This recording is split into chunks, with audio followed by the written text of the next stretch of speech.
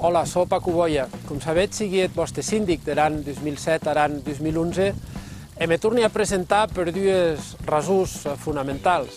La primera perquè pensi que són temps de canvi, temps d'il·lusions renauïdes, de noves energies. La segona perquè pensi que els polítics ens haurem de preocupar en aquests temps difícils d'allò que és realment important. I què és important a tots nosaltres? En aquest moment, el treball, la família, la capacitat d'atendre a la nostra gent grana, el futur dels nostres joves. Aquestes són les causes realment importants. I cregui que en aquest moment els polítics haurem de prendre un compromís amb tots vosaltres que ell estigui al vostre costat en els moments de dificultat.